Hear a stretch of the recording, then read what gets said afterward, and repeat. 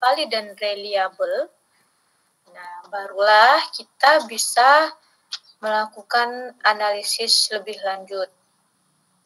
Analisis ini tergantung lagi dari permasalahan yang kalian buat. Misalnya ketika kalian meneliti lebih dari satu variabel independen, jadi ada variabel X1, kemudian ada variabel X2 misalnya ya. Nah, itu berarti kalian bisa melakukan analisis regresi berganda. Nah, tetapi jika variabel X-nya terhadap variabel Y-nya, untuk variabel X itu hanya satu saja, jadi itu kalian bisa lakukan analisis yang namanya analisis regresi saja, tidak berganda, jadi hanya analisis regresi saja. Bedanya apa antara analisis regresi dengan analisis regresi berganda? Jadi kalau untuk analisis regresi, dia tidak memerlukan yang namanya uji asumsi klasik. Biasanya dia hanya melakukan uji linearitas saja untuk melihat seberapa jauh hubungan pengaruh X terhadap Y tadi. Sedangkan jika kalian di dalam melakukan penelitian, kalian memiliki variabel X-nya lebih dari satu, jadi variabel X terhadap Y-nya itu, untuk variabel X-nya lebih dari satu, jadi misalnya X1 dan X2 berpengaruh terhadap Y. Nah, berarti kan lebih dari satu tuh yang variabel X-nya. Nah, jika variabel X-nya itu lebih dari satu, berarti kita melakukan analisis regresi berganda. Sebelum kita melakukan analisis regresi berganda, kita diharuskan untuk melakukan yang namanya uji asumsi klasik. Nah, mengapa uji asumsi klasik ini penting? Jadi, model regresi linear berganda atau multiple regression itu dapat disebut sebagai model yang baik jika model tersebut memenuhi kriteria BLUE. BLUE ini artinya Best Linear Unbiased Estimator. Jadi BLUE ini dapat dicapai bila kita memenuhi yang namanya asumsi klasik. Yang sedikitnya biasanya terdapat 5 uji asumsi klasik, tetapi ini ya biasanya paling umum orang itu melakukan uji asumsi klasiknya itu 4. Jadi biasanya kalau untuk uji linearitas itu tidak dilakukan. Jadi cukup melakukan uji normalitas, kemudian uji autokorelasi, uji multikolinearitas, dan uji heteroskedastisitas.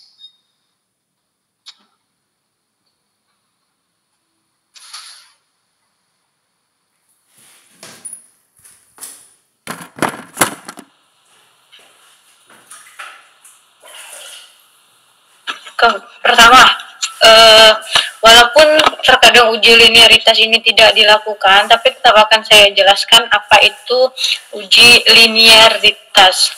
Nah, secara umum, uji linearitas ini bertujuan untuk mengetahui apakah dua variabel mempunyai hubungan yang linear secara signifikan atau tidak. Tahu nggak linear itu apa? Jadi kalau linear itu sama dengan searah.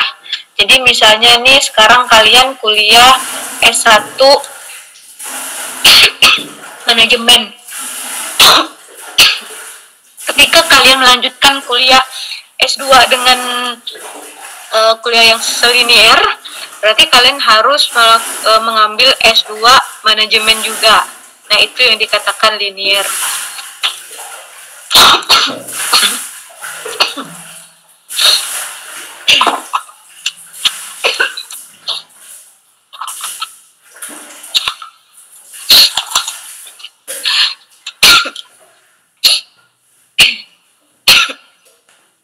Baik, saya lanjutkan lagi.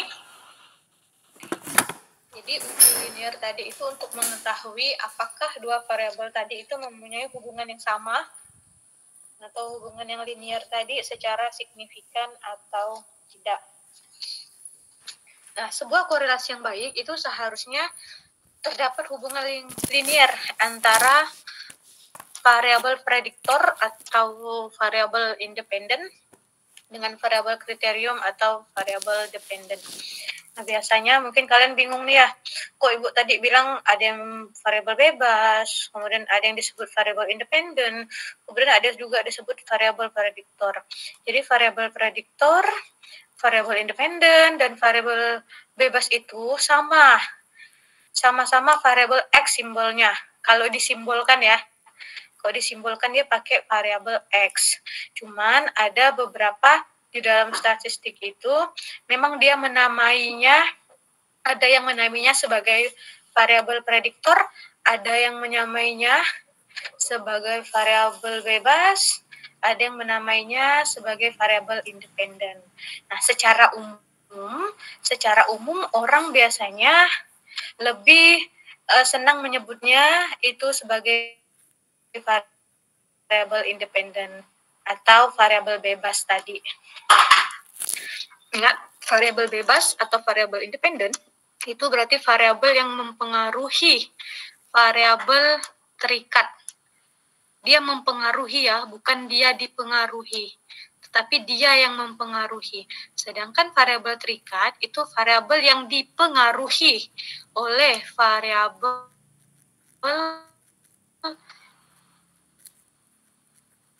independen atau variabel bebas. Nah, contoh sederhana hubungan linear itu misalnya, nah ini tadi saya contohkan, kalau misalnya kalian tadi itu kuliah jurusan manajemen, ketika mengambil kuliah lanjutan yang sama, itu yang dikatakan hubungannya linear. Tetapi ketika kalian misalnya ngambil malah justru ilmu kedokteran,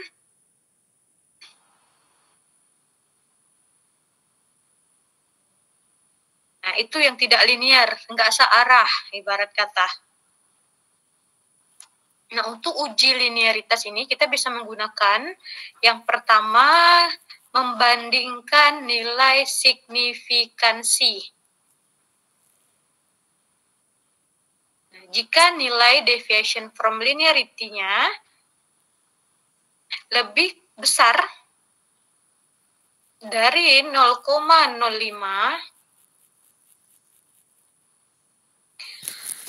maka ada hubungan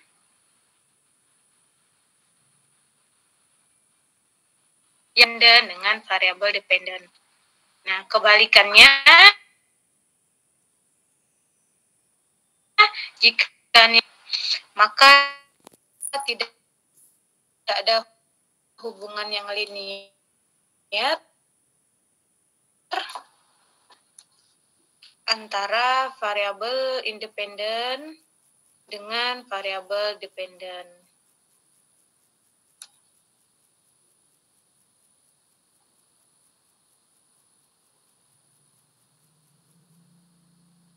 Nah, kemudian yang kedua, kita bisa membandingkan nilai F hitung dengan yang linear secara signifikan antara variabel independen dengan variabel dependen. Tetapi sebaliknya, jika nilai F hitungnya lebih besar dari F tabel, maka tidak ada hubungan yang linear secara signifikan antara variabel independen dengan variabel dependen. Oke, contoh. Kita langsung masuk ke contohnya.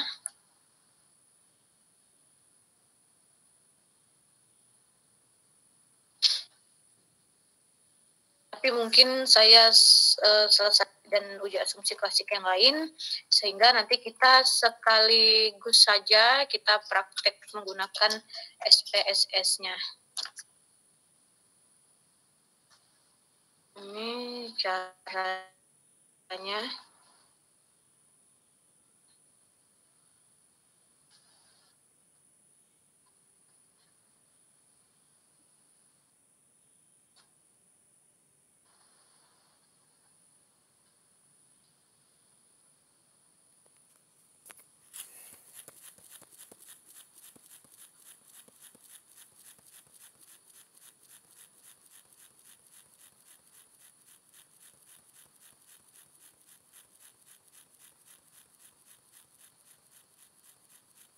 Oke, yang kedua, uji normalitas. Nah, jadi uji normalitas ini kita melihat apakah sebuah data tadi berdistribusi normal atau tidak. Nah, karena uji normalitas ini berkaitan dengan yang namanya ketepatan dalam pemilihan uji statistik yang akan digunakan. Nah, ingat waktu kita belajar distribusi normal, sebuah data itu dikatakan terdistribusi normal apabila dia datanya tersebar secara merata atau secara keseluruhan, atau meannya itu sama dengan 0. Nah, sedangkan dia keseluruhan dari kurva normal itu sama dengan 1. Nah, untuk uji normalitas ini kita bisa menggunakan 4 cara. Yang pertama, kita bisa menggunakan histogram residualnya, kemudian kita bisa juga menggunakan uji rasio skewness dengan rasio kurtosis.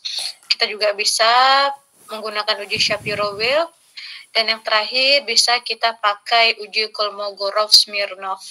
Nah, yang sering digunakan itu histogram residual sama uji Kolmogorov-Smirnov.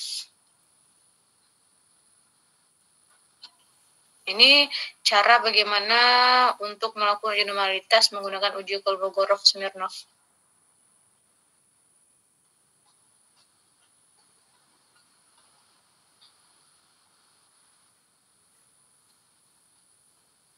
Nanti kita praktekkan.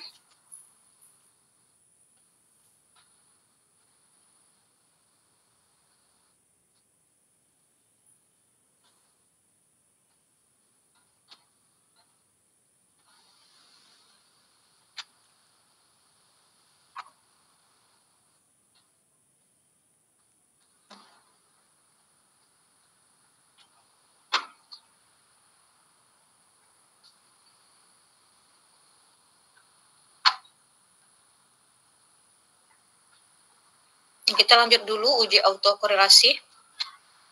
Kalau tadi uji normalitas itu ingin melihat apakah data tadi berdistribusi normal atau tidak, sedangkan untuk uji autokorelasi ini kita melakukan analisis statistik yang dilakukan untuk mengetahui adakah correlation atau korelasi variabel yang ada di dalam model prediksi dengan adanya perubahan waktu misalnya.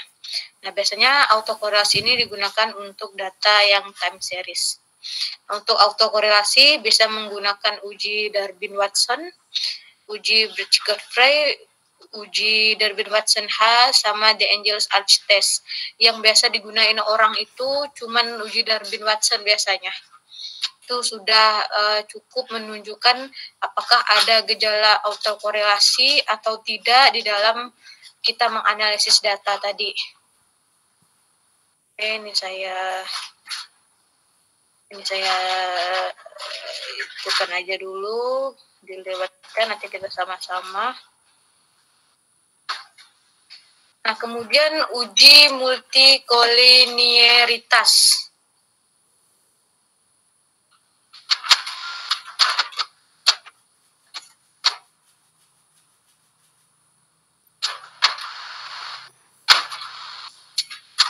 Nah, kalau uji multikolinearitas ini itu merupakan suatu pengujian yang mana kita melihat biasanya ada suatu kondisi di mana terjadi korelasi yang kuat di antara variabel-variabel bebas X yang diikutsertakan dalam pembentukan model regresi linier. Jadi untuk uji multikolinearitas, karena yang akan kita lakukan analisis itu variabel X-nya lebih dari 1, berarti multi kan ya, lebih dari 1, makanya untuk uji multikolinearitas ini kita ingin melihat ada nggak hubungan linear antara variabel independen di dalam model regresi kita tadi. Untuk multikolinearitas.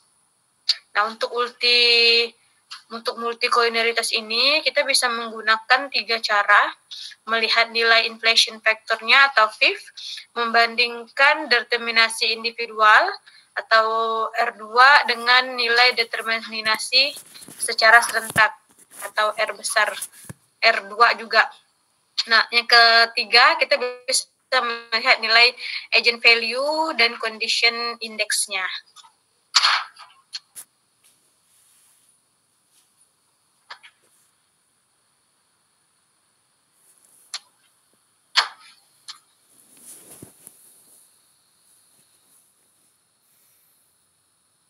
Oke, ini saya lewatkan.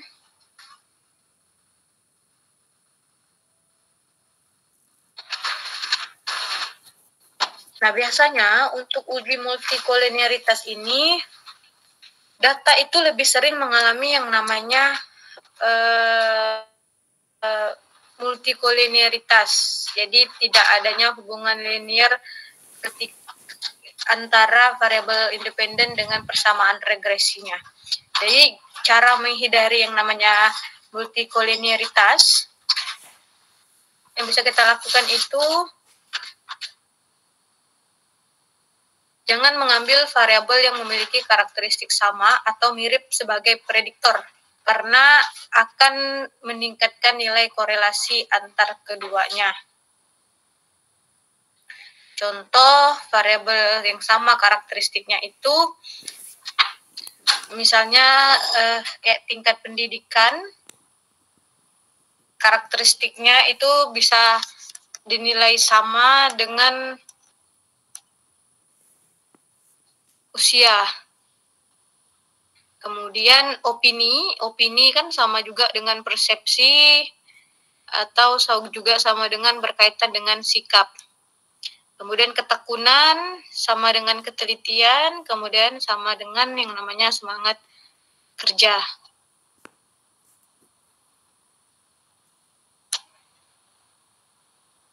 Cara menghindari, sedangkan cara mengatasi multikolinialitas yaitu pertama gunakan metode analisis Bayesian Ridge regression, yang kedua menggabungkan data cross section dan time series, kemudian mengeluarkan satu atau lebih variabel bebas yang berkorelasi tinggi dari model regresi, yang keempat kita bisa melakukan transformasi variabel.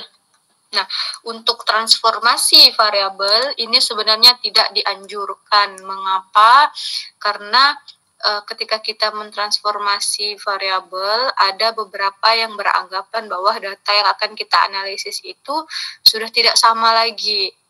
Nah, jadi itu sama halnya data yang sebenarnya itu sudah bukan datanya yang kita analisis, jadi kita transformasikan. Nah, ketika kita transformasikan, maka data yang keluar itu bukan data asli lagi. Nah, makanya biasanya untuk transformasi variabel itu tidak dianjurkan dilakukan.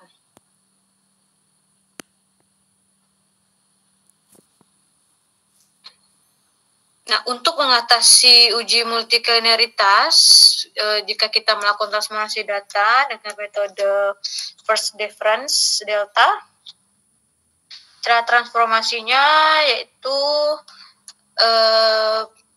pertama, pelaksanaan transformasi variabel dilakukan dengan misalnya ada model persamaan regresi Y sama dengan BI plus B2, X1, B3, X2 plus E. Ini artinya dia punya dua variabel X, jadi X1, X2. Kan model persamaan regresi itu Y sama dengan A plus BX plus E. Itu model persamaan regresi. Nah, berarti kalau regresi berganda, Y sama dengan A plus B1 X1 plus B1 X2 plus E. Nah, makanya timbulnya kayak gini. Nah, kemudian setelah dianalisis, misalnya ternyata ada gangguan multikolinearitas ya antara X1 dan X2, maka kita lakukan analisis ulang dengan data transformasi. Yang pertama, kita bisa membuat persamaan Y sama dengan YI dikurangi dengan 1.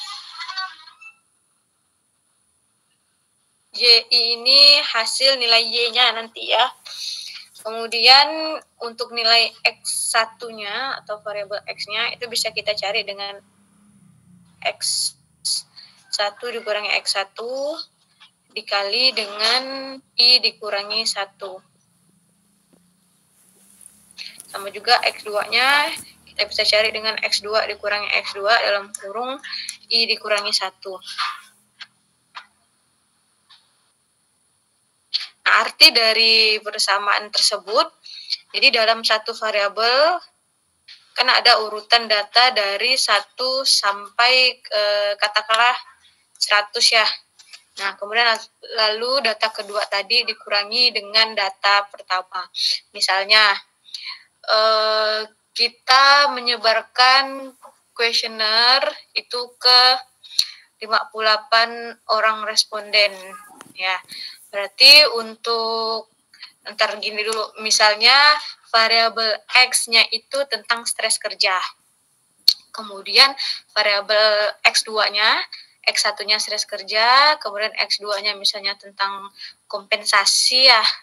Nah, berarti kita kan buat pertanyaan. Pertama, kita buat pertanyaan tentang stres kerja, kemudian kita juga buat pertanyaan tentang kompensasi.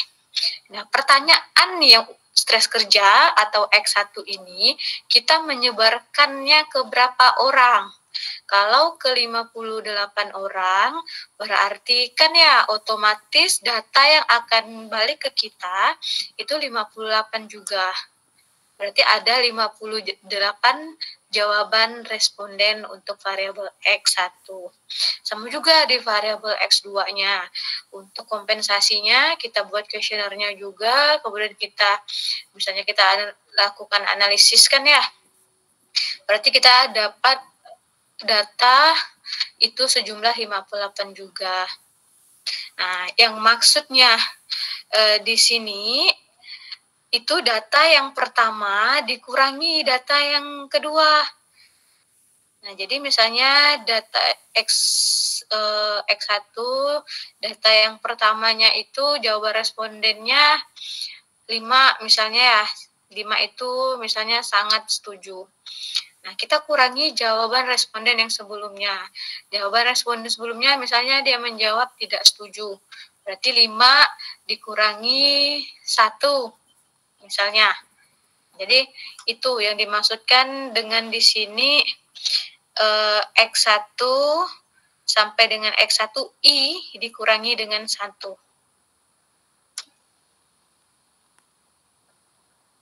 Enggak, aku ngerti, Abu. Serius. Nah, ini contohnya.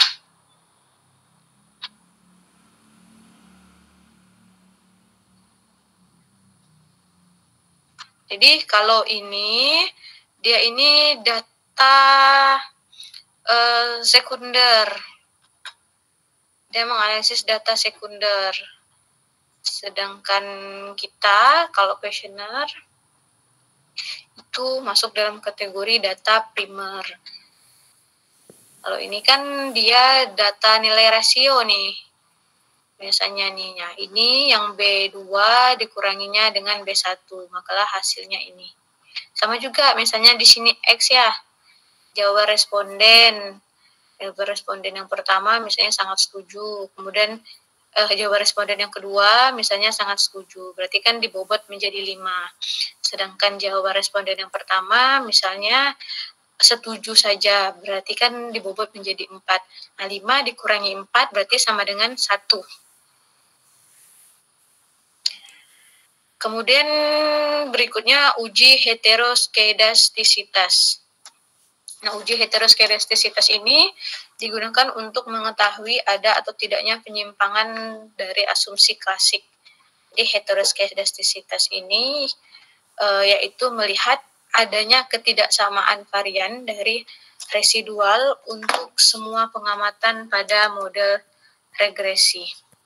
Untuk uji heteroskedastisitas, kita bisa menggunakan yang namanya uji koefisien korelasi Spearman, kemudian uji PAC, uji Gletser, sama melihat pola grafik dari regresinya.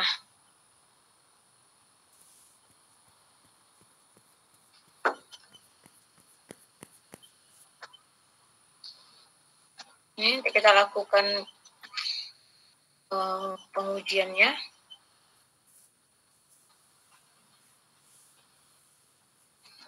Oke, langsung saja kita coba.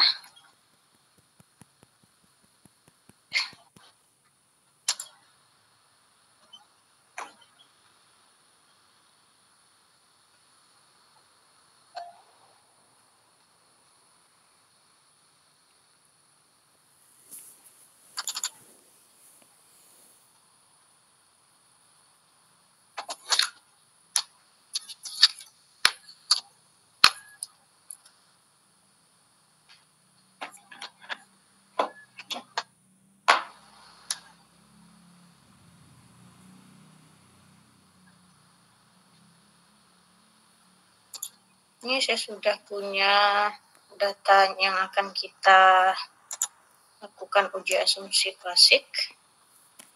Jadi yang perlu kalian ambil itu nilai jumlahnya ya. Yang kita sudah jumlahkan pertanyaan pertama sampai pertanyaan terakhir. Nah, ini X1-nya, kemudian ini X2-nya, dan yang ini yang ini variabel Y-nya. Nah, ini sudah saya rekap. Sebelum kita masukkan ke data SPSS, kita ke data view, kita ke variabel view-nya dulu.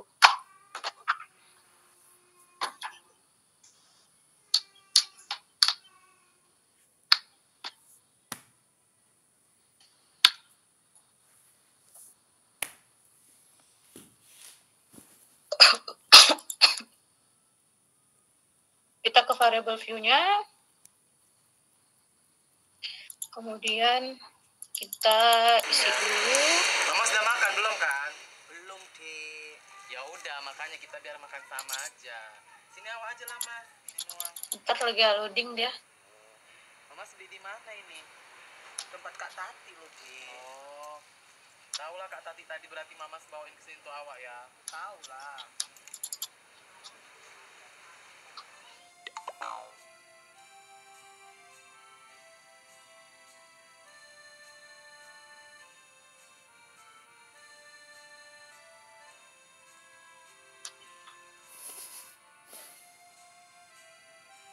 Ya sudah, ini kita isi dia variabel X1.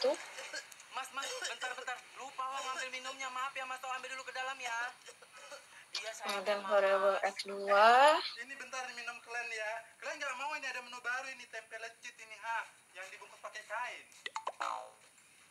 Enggak lah, dari namanya aja wak nggak selera loh. Entah pasti itu warnanya hitam kan Tati. Ih, gadel pasti jijik deh. Nggak mau aku. Bobok sangit pasti tuh nggak enak. Males sangat lah saya lewat rumah Nining nih, tapi apalah daya, saya harus lewat sini. Mas sakit, Mas. Kenapa lah? Sakit ini di tipe. Mas, mungkinkah sini Dan sama variabel di dalam? Patutlah ini direkam. Bentar nih Mama angkat pelan-pelan ya. Sakit Mas, gak sanggup pas ini ditimpa. Iya loh, Dek. Bentar nih Mama untuk angkat variabel pelan-pelan. X ini Mas pelan-pelan Mas. Nanti airnya nyiprat bersave organizasional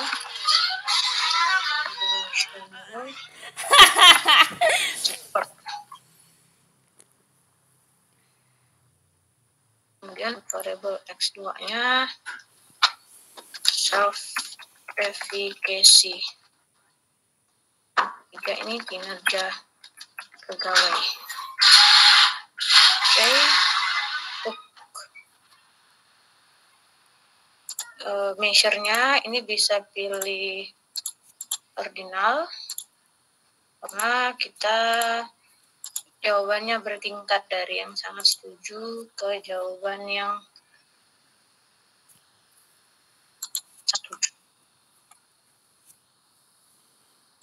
Oke, kalau sudah ada kayak gini nilai X1, X2 sama Y-nya, kita ambil datanya, kita copy,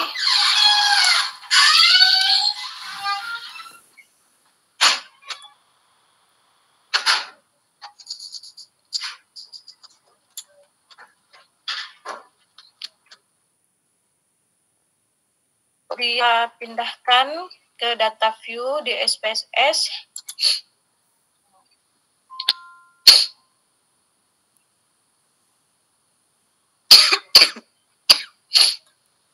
Ini kita pindahkan di sini, Ctrl V saja. Pertanyaannya, kalau langsung boleh enggak, Bu? Kita ketik di sini. Boleh, tidak masalah. Kalau kalian mau langsung menggunakan S-nya tanpa di Excel lagi, langsung diketik saja boleh. Cuman kalau saya lebih suka saya simpan dulu datanya di Excel, karena menyimpan data di Excel itu jauh lebih mudah dibandingkan kita langsung ngetiknya di SPSS.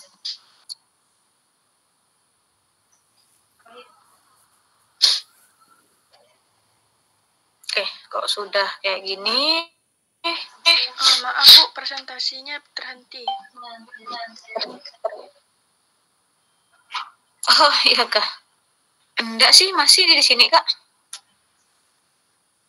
Di tempat Di saya sini Mungkin loading kali ya. Setan, Bu. Tapi di laptop saya ini dia masih presentasi. Nah, mungkin sebentar. Mungkin lagi loading dia. Saya coba matikan dulu, kemudian saya share screen ulang.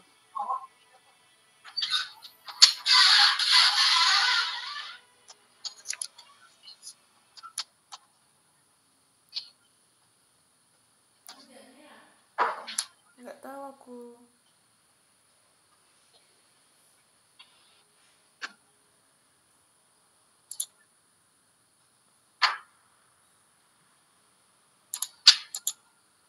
Oke, sudah terlihat?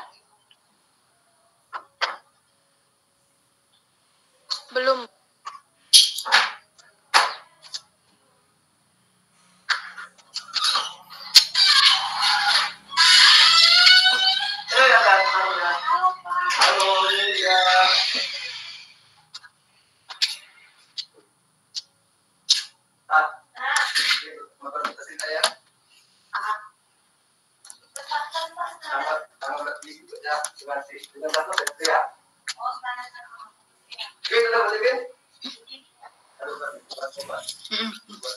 Ini ngajar lo ya.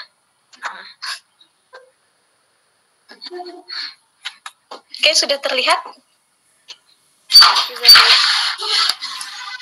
Sudah ya.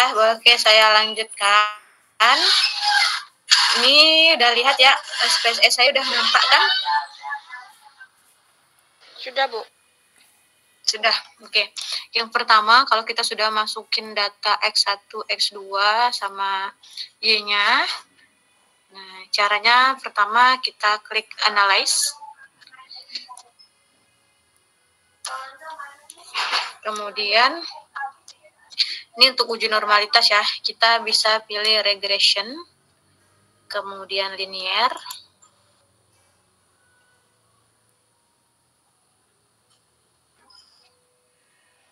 Kita masukkanlah variabel dependennya apa nih?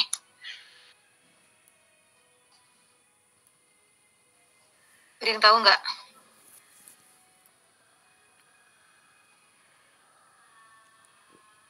Percent Ayo, organisasi variabel Tuh Bu, yang kuning Bu.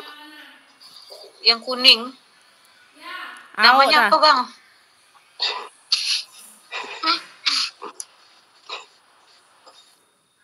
Persepsi. Dependen ya, bukan independen. Dependen itu apa? Variabel apa? Ayo. Dependent. Nah, dependen itu variabel bebas kah atau variabel terikat? Kalau dependent terikat, Bu. Terikat. Oke, berarti yang kita perlu masukkan variabel yang mana? Di tiga variabel ini. Kinerja pegawai, Bu. Dependent terikat.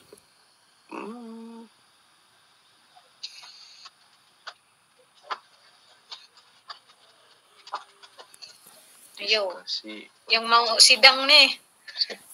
Efisiensi. Self efisiensi itu artinya apa, Bu? Efikasi diri. Jangan lihat itunya. Ini kan kamu bisa lihat nih. X1, X2, Y. Nah, yang mana? Dependen. Y. Jadi, Y itu apa? Kinerja pegawai. Kinerja pegawai ini masuk ke dependen karena dia terikat. Nah, independennya? Independennya itu yang participant organization sama self efficiency. Efikasi. Nah, itulah dulu. Oke. Ini X1, X2 dimasukkan ke variabel independen. Kemudian kita di sini sebenarnya ini sekali kita melakukan uji, ini langsung 4 uji asumsi klasik itu bisa kita baca. Nah, pertama kita di sini klik statistik dulu. Nah, Darwin-Watson ini untuk melihat autokorelasinya. Yang kita klik di sini atau kita centang Darwin-Watson-nya. Kemudian kita bisa lihat collinearity-nya di sini. Untuk uji collinearitasnya bisa kita centang. Kemudian kita continue. Kemudian kita pilih plot. Nah, plot ini untuk kita melakukan yang namanya uji normalitas data.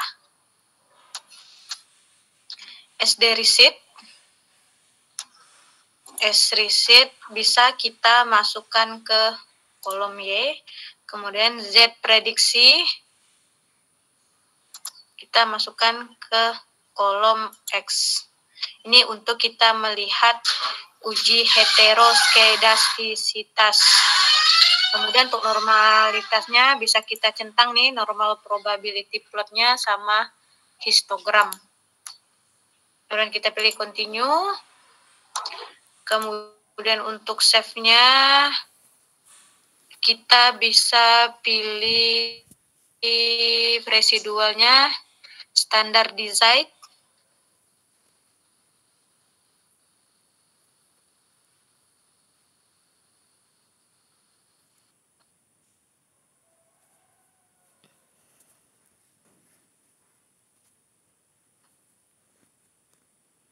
Udah orang tua antai. Ini dibiarkan.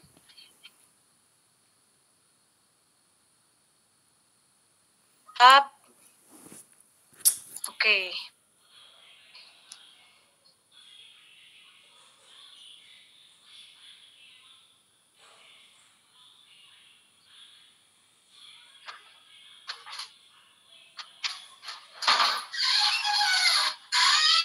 Kita tinggal menunggu hasilnya saja.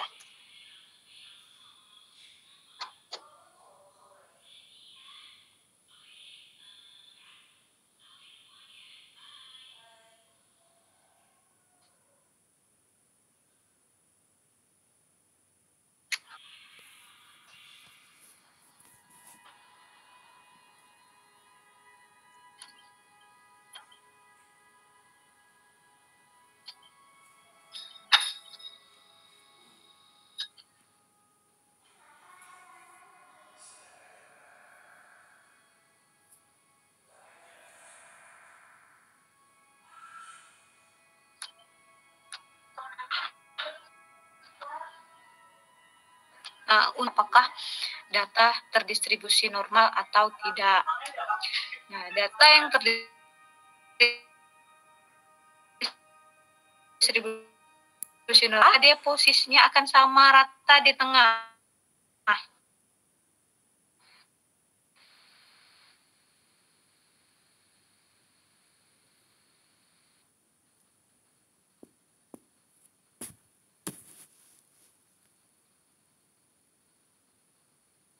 Tah, sinyal kita kau yang jahat nih. Nah, Hah? dia hanya banyak sebelah kanan atau dia terlalu banyak sebelah kiri. Gimana nih kok dari gambar posisinya? Terlalu banyak sebelah kiri, Bu.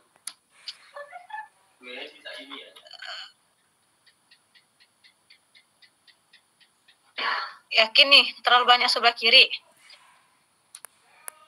Gimana sih cara ngeliatnya, Bu? Bentuknya itu kayak lonceng ini. Jadi kalau dia misalnya terlalu banyak sebelah kiri, maka loncengnya nanti akan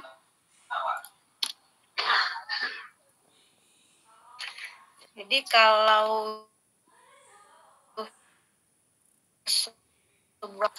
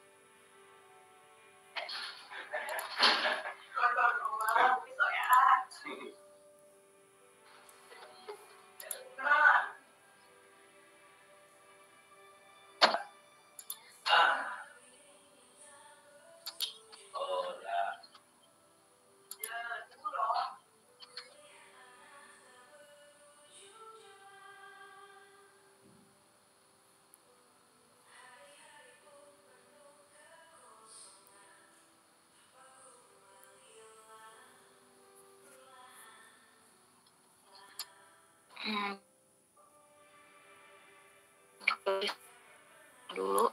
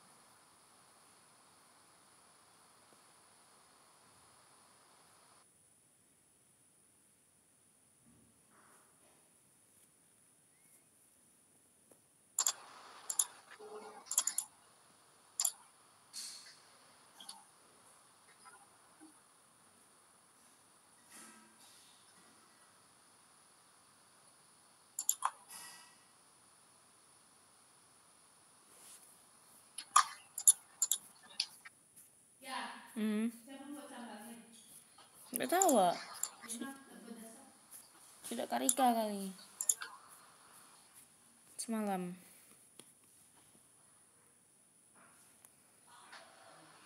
Sudah Kak Kodari.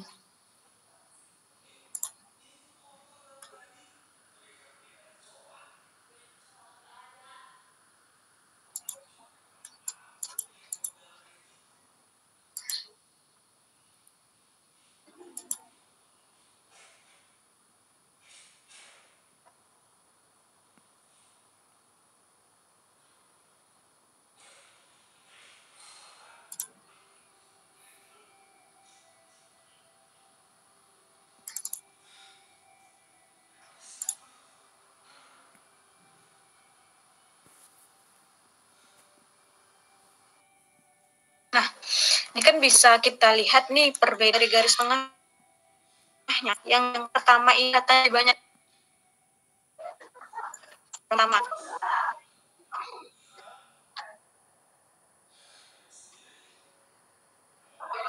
Suaranya Gambar yang putus-putus. pertama lebih banyak. Nggak jelas.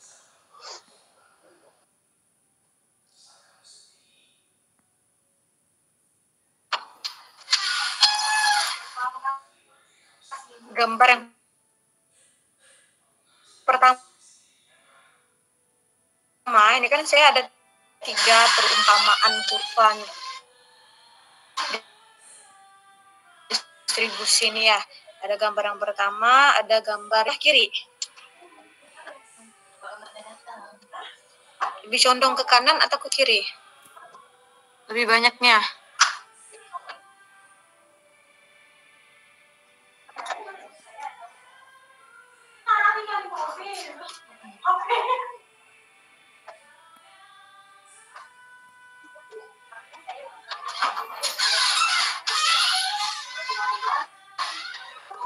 Jadi, menurut kalian gimana?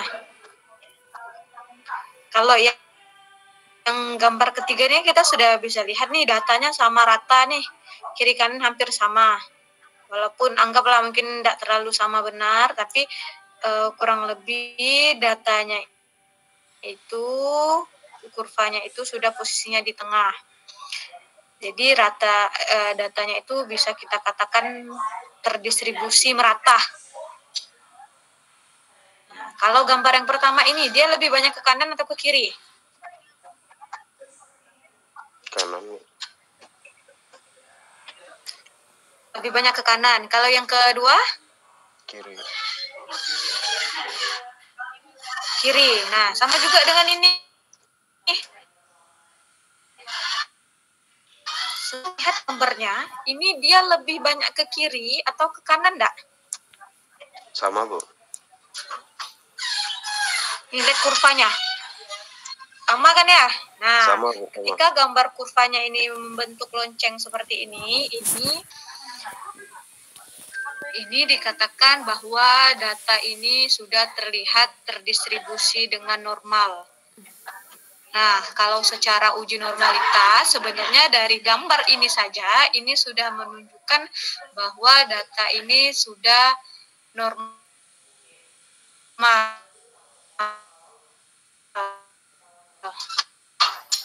Tetapi terkadang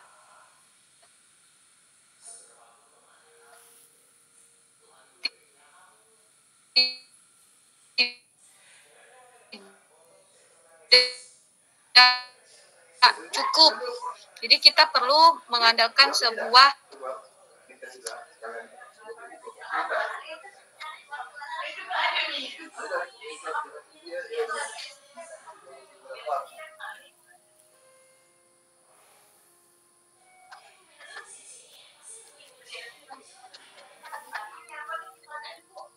Nah, kemudian selain kita lihat dari gambar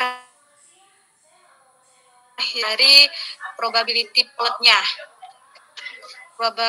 Ini merupakan gambar dari grafik normal probability plot.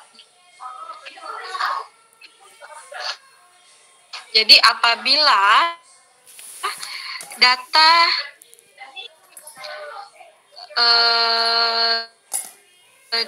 searah dengan garis yang lurus, arah garis lurus ini, itu dikatakan bahwa datanya berdistribusi normal. Nah, maksudnya searah itu ini kayak yang bulat-bulat ini data olah data kita, hasil olah data kita, hasil bulat seperti ini. Nah, ketika dia semakin mendekati garis lurus ini, nah berdasarkan grafik probability plot ini, dia sudah menunjukkan sudah memenuhi asumsi klasik untuk uji normalitas. Jadi tetapi kalau sebaliknya yang tanda bulat-bulat ini malah menjauh ya. Menjauh dia nih, ada yang di sini, ada yang di atas sekali, ada yang di bawah sekali misalnya ya. Nah, itu menunjukkan bahwa untuk normalitas datanya masih belum bisa dikatakan normal. Nah, untuk supaya kita lebih yakin lagi bahwa untuk uji asumsi klasik yang pertama terkait dengan normalitas data tadi itu terpenuhi, maka kita bisa menggunakan uji Kolmogorov-Smirnov test. Caranya kita pilih analyze,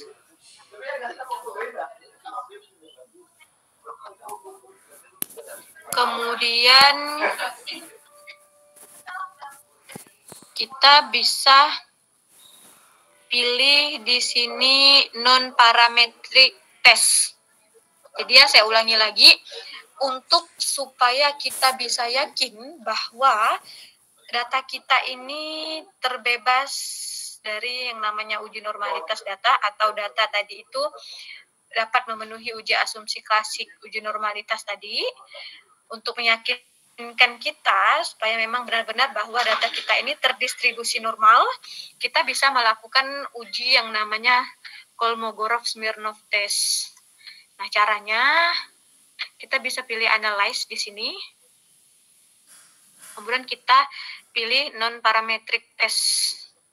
Kemudian kita pilih di sini legacy dialog. Ulangi lagi, analyze, kemudian non parametric test, legacy dialogs. Nah, ini kita pilih di sini sampel KS, ini artinya Kolmogorov-Smirnov. One sampel Kolmogorov-Smirnov.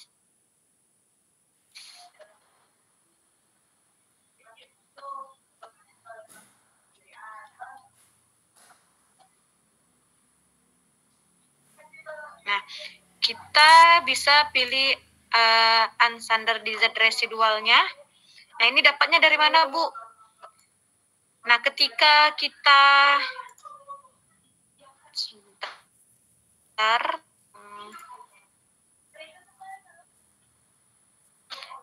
kita melakukan analisis regresi tadi sebelumnya tuh, kan kita pilih regresi, kemudian kita pilih linear, kemudian kan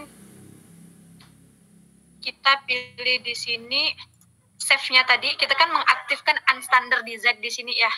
Nah, ketika kita mengaktifkan ini, maka dia akan keluar sebuah data residual di sini. Residual ini kumulatif dari variabel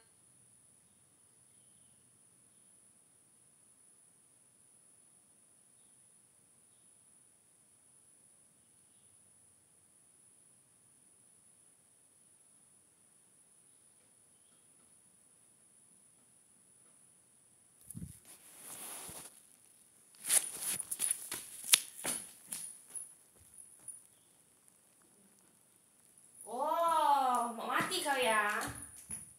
Mau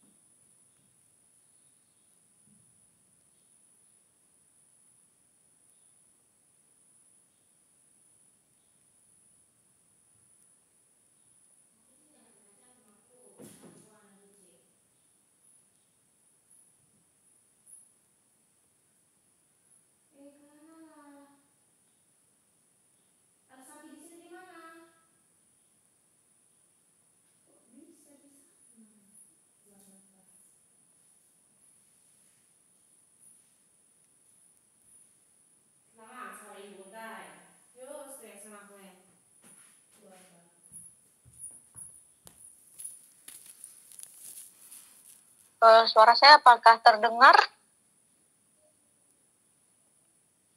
Tadi enggak kedengaran, Bu. Sekarang baru kedengaran. Oke ya, saya lanjut lagi. Ya, jadi untuk uji Kolmogorov-Smirnov test ini, gampangnya itu kita bisa lihat signifikan tutelnya di sini. Jika signifikansi dari nilai Kolmogorov ini lebih besar dari 0,05, nah ya, jadi kalau dia lebih besar dari 0,05, untuk uji Smirnov-Kolmogorov ini, jika dia lebih besar dari 0,05, maka dia bisa kita katakan datanya berdistribusi normal. Nah, jadi sesuai ya antara gambar probability plotnya, gambar kurva distribusi normalnya, dengan hasilnya pun juga menunjukkan bahwa memang data terdistribusi normal. Nah, kemudian untuk uji multikolinearitas, kalau tadi kan uji normalitas tuh. Kemudian untuk uji multikolinearitas, kita bisa melihat dari gambarnya.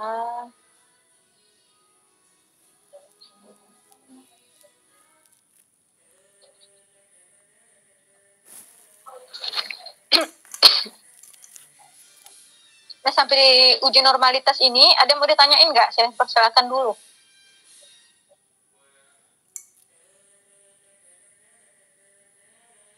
Sebelum saya lanjut nih.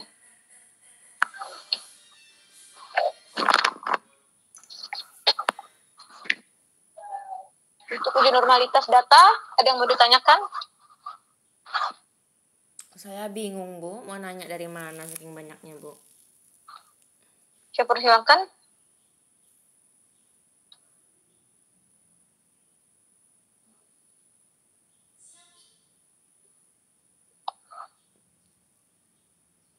Paham ya cara membaca untuk tabel uji normalitas data sama gambar probability plotnya?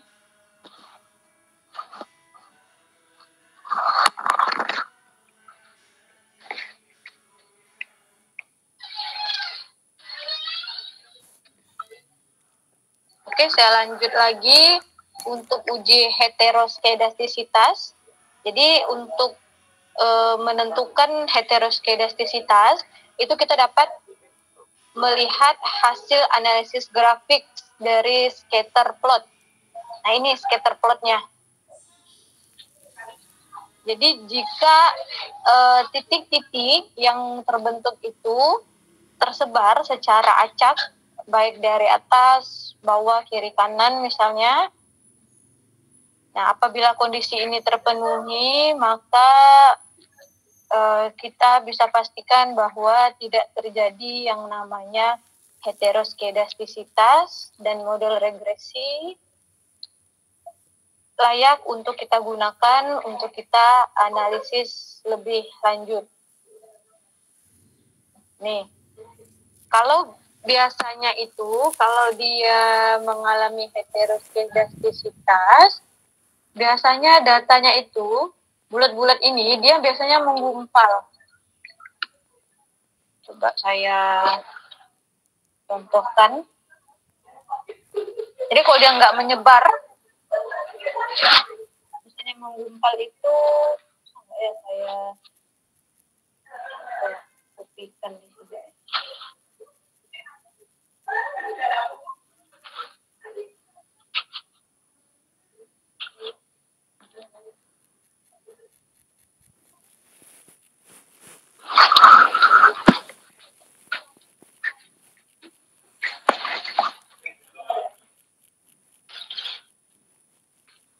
Oh, nggak bisa. Jadi kalau misalnya data ini menggumpal ya, nggak tersebar kayak gini, berarti itu ada gejala heteroskedasitas.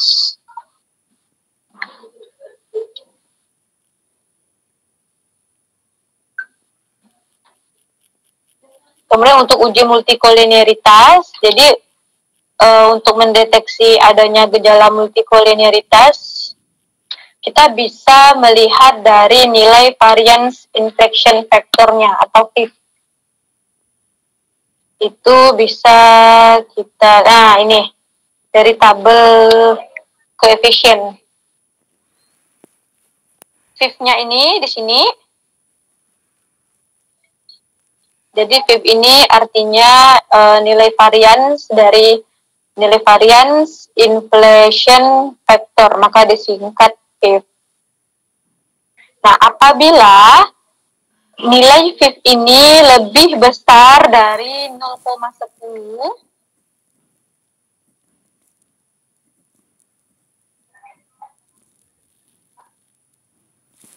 maka dapat dipastikan bahwa data terhindar dari yang namanya multikolinearitas.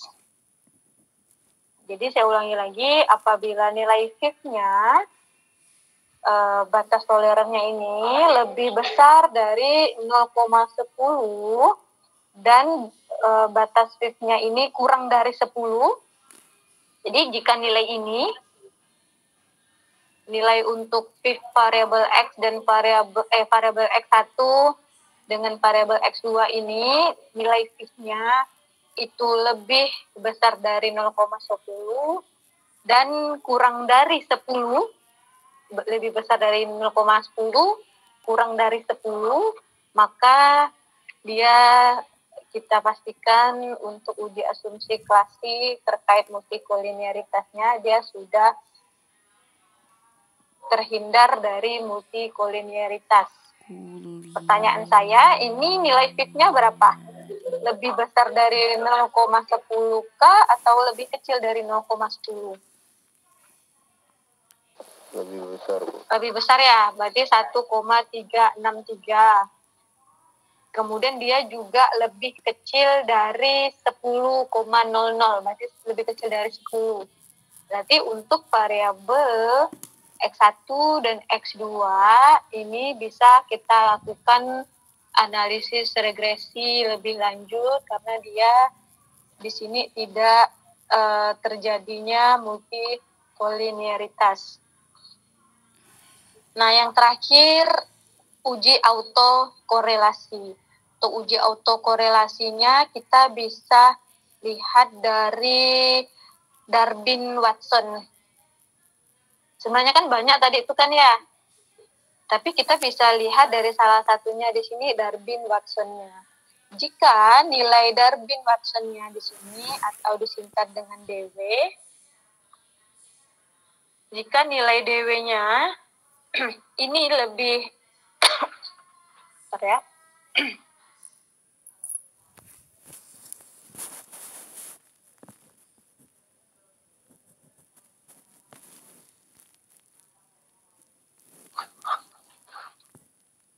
Ini biar kalian mudah membacanya juga.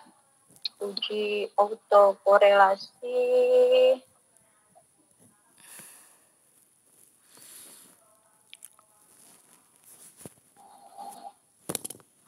Ibu nih, Bah. Buat kuning enggak?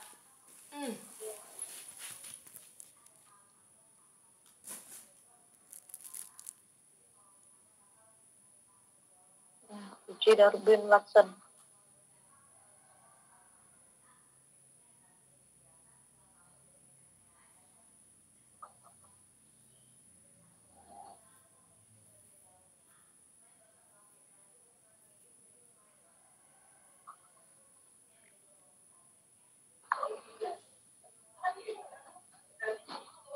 Nah, maka bisa dilihat di sini jika nilai Darwin-Watson-nya ini lebih kecil dari nilai DL-nya, maka terdapat autokorelasi positif. Jika nilai DW-nya lebih besar dari nilai DU-nya, maka tidak terdapat autokorelasi positif. Kemudian jika nilai DL-nya lebih kecil dari nilai DW-nya, ini kurang ya, lebih kecil dari nilai DU-nya, maka pengujian tidak meyakinkan atau tidak dapat disimpulkan. Kemudian untuk deteksi autokorelasi negatif, jika nilai dari 4 dikurangi nilai Durbin-Watson dikurangi DL, lebih kecil dari DL, maka terdapat autokorelasi negatif.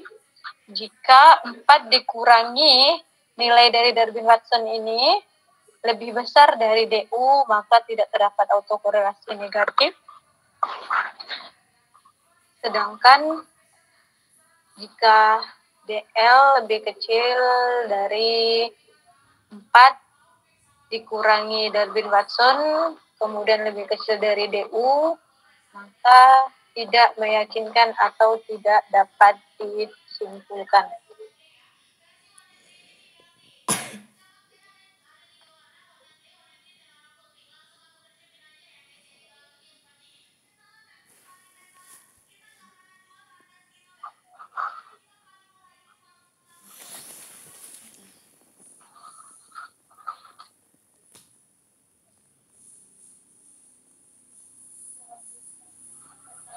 Aplikasinya mau ditanyakan dulu nggak?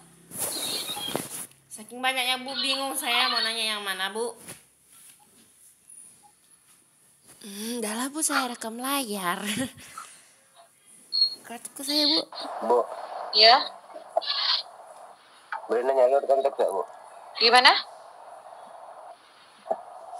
Boleh nanya, bukan materi dah. Mau nanya apa tuh Bang? Mau nanya, di kampus ada Pak Maulana nih, Bu. Bang ya, belum ada. Bang ya. Di mana ya? Terima kasih, Bu. Oke.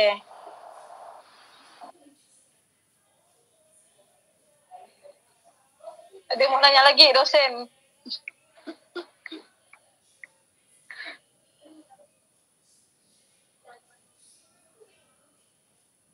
Oke, mungkin kalau tidak ada yang ditanya lagi, nanti minggu depan kita masih membahas uji asumsi klasik ini. Jadi kalau ada yang ingin ditanyakan terkait normalitas, autokorelasi, multipolineritas, sama heteroskedastisitas, kita buka tanya jawabnya untuk minggu depan. Karena saya rasa kalian coba pahami dulu bagaimana cara melakukan uji asumsi klasiknya. Kemudian ketika kalian bingung, tahapan selanjutnya nanti bisa kalian langsung tanyakan di pertemuan kita minggu depan. Ya, karena kebetulan juga saya mau ada rapat, jadi boleh perwakilan